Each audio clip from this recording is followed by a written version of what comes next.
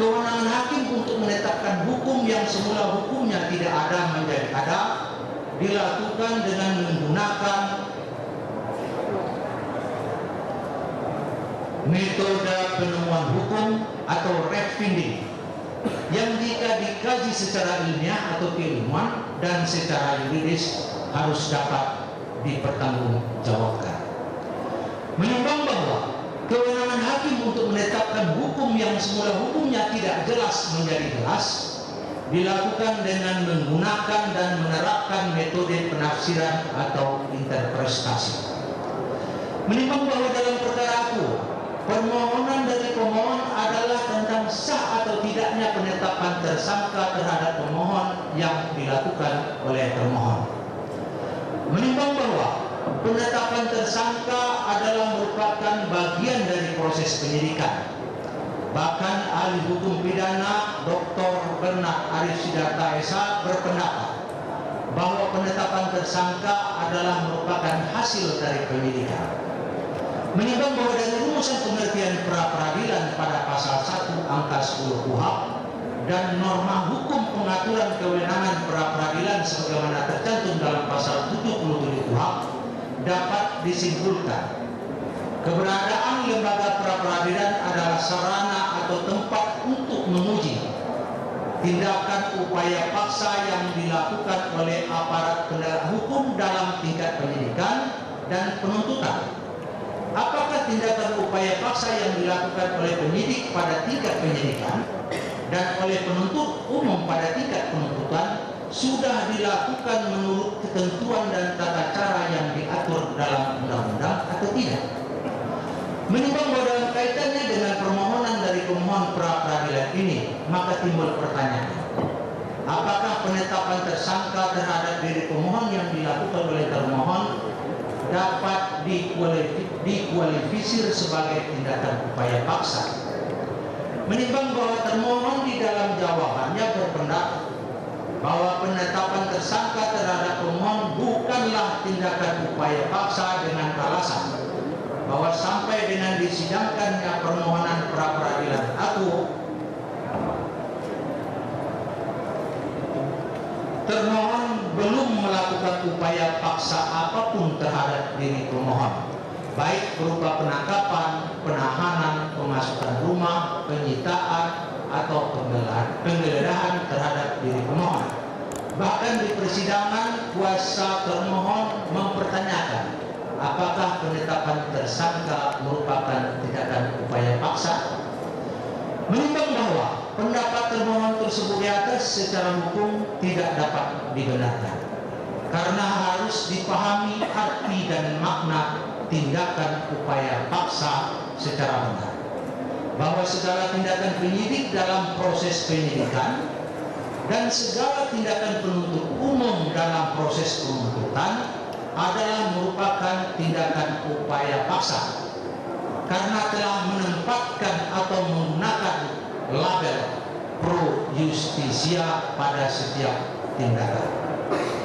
Menimbang bahwa terkait dengan permohonan pemohon, karena hukum positif Indonesia tidak mengatur lembaga mana yang dapat menguji keabsahan penetapan tersangka atas diri pemohon, maka hakim harus menetapkan hukumnya sebagaimana akan ditetapkan dalam pertimbangan berikut ini.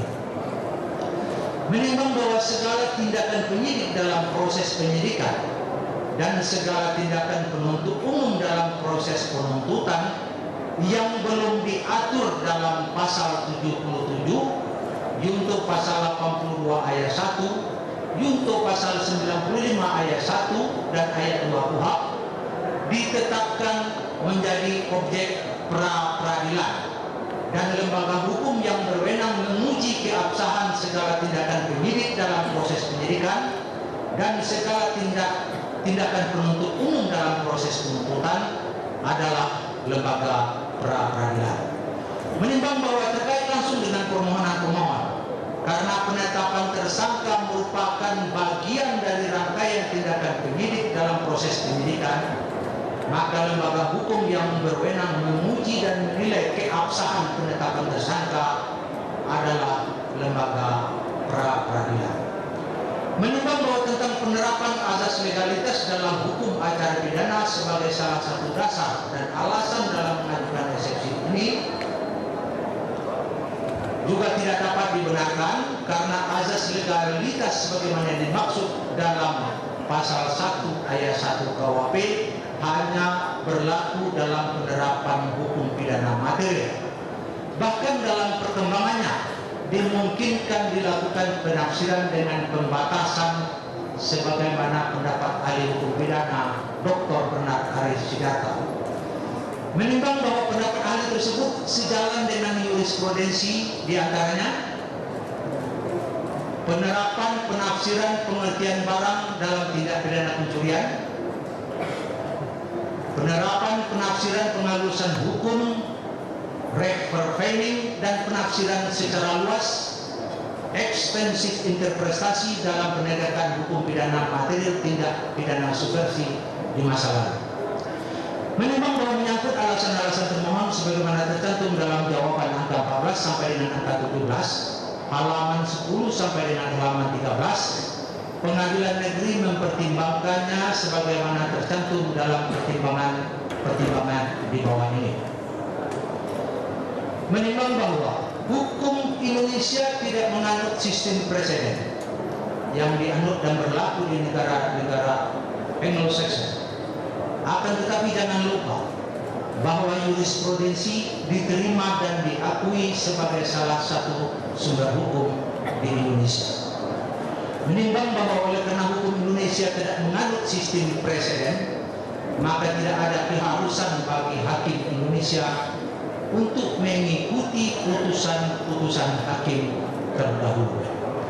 Menimbang bahwa pemohon di dalam permohonannya mengemukakan beberapa putusan pra-peradilan sebagai dasar hukum permohonannya, yaitu putusan Pengadilan Negeri Bengkayang nomor 01/PIT.PRAK/2011 Bengkayang tanggal 18 Mei 2011, junto putusan Mahkamah Agung nomor 88/PK/PIT/2011 tanggal 17 Januari 2012, putusan Pengadilan Negeri Jakarta Selatan nomor 38/PIT.PRAK/2012 Jakarta Selatan tanggal 27 November 2012.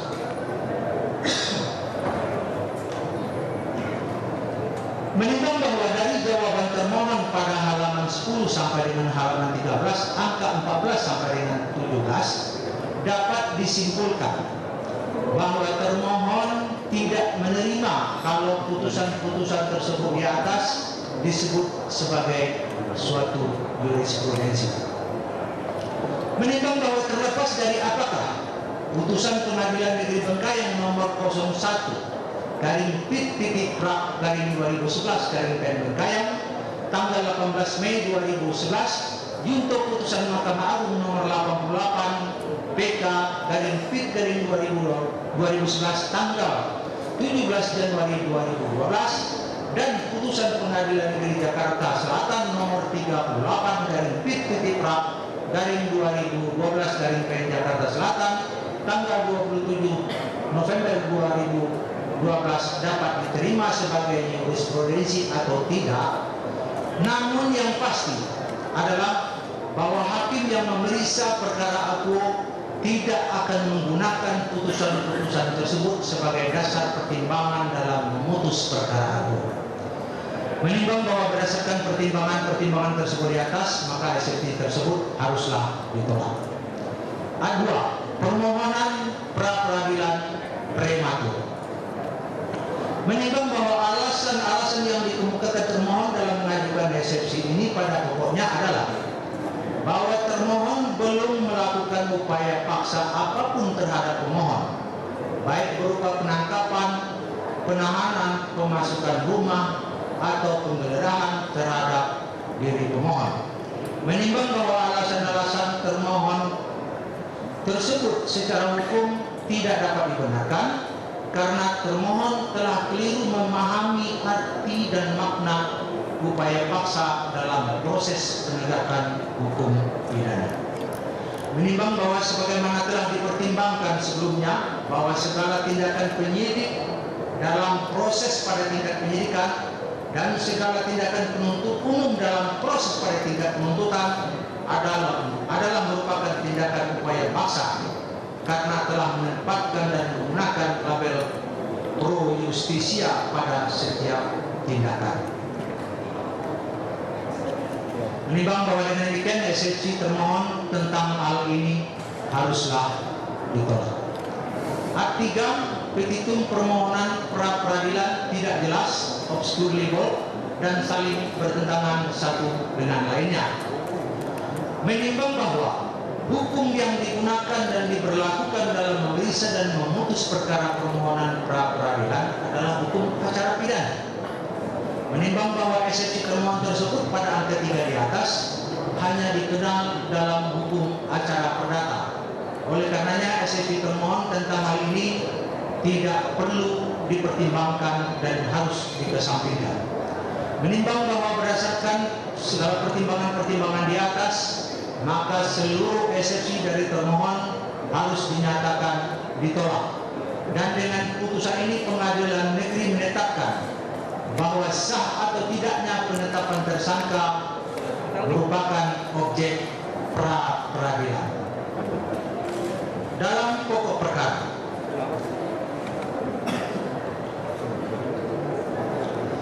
menimbang bahwa pemohon mengajukan permohonan pra peradilan ini dikarenakan pemohon ditetapkan sebagai tersangka oleh termohon. Menimbang bahwa yang menjadi dasar dan alasan hukum bagi pemohon dalam mengajukan permohonan pra peradilan ini pada pokoknya adalah: 1. Termohon tidak mempunyai kewenangan untuk melakukan penyelidikan dan penyidikan tindak pidana korupsi terhadap pemohon. 2. Pengambilan keputusan oleh termohon untuk menetapkan pemohon sebagai tersangka adalah tidak sah karena tidak dilaksanakan berdasarkan hukum sebagaimana diatur dalam pasal 21 Undang-Undang KPK, serta melanggar azas kepastian hukum yang menjadi prinsip fundamental pelaksanaan tugas dan kewenangan termohon. 3. Penggunaan wewenang termohon menetapkan status tersangka terhadap diri pemohon dilakukan untuk tujuan lain di luar kewajiban dan tujuan diberikannya wewenang tersebut. Hal ini merupakan suatu bentuk tindakan penyalahgunaan wewenang atau abuse of power. 4. Keputusan termohon untuk menetapkan status pemohon sebagai tersangka tanpa pernah sama sekali memanggil dan atau meminta keterangan pemohon secara resmi adalah tindakan yang bertentangan dengan azas kepastian hukum yang menjadi fundamental pelaksanaan wewenang termohon berdasarkan Undang-Undang KPK. Menimbang bahwa untuk membuktikan dalil-dalil permohonannya, pemohon telah mengajukan bukti surat yang telah diberi tanda bukti P1 sampai dengan bukti P73. Menimbang bahwa selain mengajukan bukti surat tersebut di atas, pemohon juga telah mengajukan 4 orang saksi dan 4 orang ahli. Menimbang bahwa tentang bukti-bukti surat yang diajukan pemohon, sepanjang bukti surat tersebut telah dicocokkan dengan hasilnya dan relevan untuk pembuktian dalil-dalil permohonannya, maka bukti surat tersebut dapat dipergunakan untuk pembuktian perkara ini. Menimbang bahwa saksi-saksi yang diajukan oleh pemohon karena telah memberikan keterangan di bawah sumpah, maka keterangan saksi-saksi tersebut sepanjang relevan dengan pembuktian dalil-dalil permohonan pemohon, maka keterangan saksi-saksi tersebut dapat digunakan untuk pembuktian perkara ini. Menimbang bahwa para ahli yang diajukan pemohon karena telah memberikan keterangan di bawah sumpah, maka pendapat para ahli tersebut dapat dijadikan dasar acuan dalam mempertimbangkan perkara ini. Menimbang bahwa termohon telah menolak dan membantah seluruh dalil-dalil yang disampaikan oleh pemohon dalam permohonannya, kecuali terhadap hal-hal yang secara tegas diakui oleh termohon dalam jawabannya. Menimbang bahwa